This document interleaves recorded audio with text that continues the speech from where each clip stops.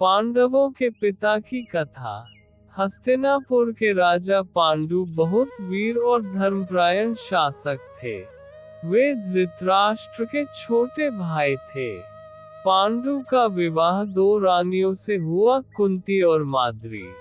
पांडु को मिला श्राप। एक बार शिकार करते समय पांडु ने अनजाने में एक ऋषि को मारा, जो मृग रूप में अपनी पत्नी के साथ विचरण कर रहे थे।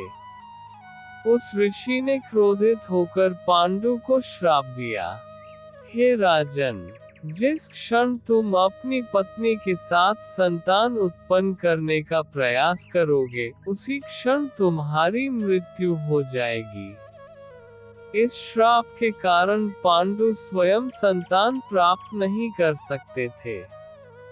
कुंती का वरदान। कुंती को युवावस्था में महर्षि दुर्वासा से एक वरदान मिला था। उस मंत्र से वह किसी भी देवता का आह्वान कर सकती थी और उनसे संतान प्राप्त कर सकती थी। पांडु ने ये रहस्य जानकर कुंती से कहा कि वे इस मंत्र का प्रयोग करें। पांडवों का जन्म। कुंती ने मंत्र का प्रयोग करके देवताओं का आह्वान किया। धर्मराज यम से जन्मे युधिष्ठिर, पवनदेव से जन्मे बलशाली भीम, इंद्रदेव से जन्मे पराक्रमी अर्जुन। फिर कुंती ने यह मंत्र अपनी सहपत्नी माद्री को दिया। माद्री ने अश्विनी कुमारों का आह्वान किया और उनसे जुड़वा पुत्र नकुल और सहदेव का जन्म हुआ। निष्कर्ष।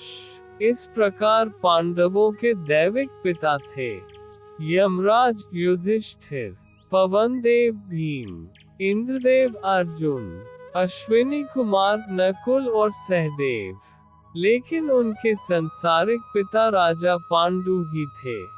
इसी कारण उन्हें पांडव कहा गया।